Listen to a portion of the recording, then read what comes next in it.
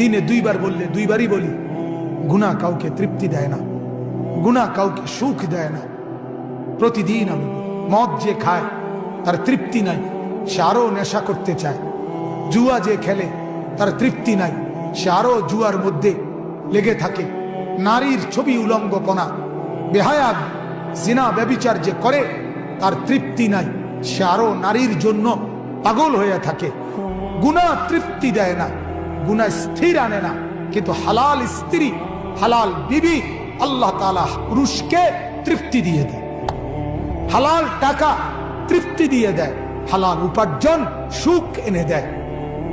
হারাম টাকা, সুদের টাকা, ঘুষের টাকা এটা কখনোই তৃপ্তি আনে না, বরং কিস্তি বাড়ায়, লোন বাড়ায়, লোভ বাড়ায়। অতএব শেষ কথা, গুনাহ সুখ দিবে না।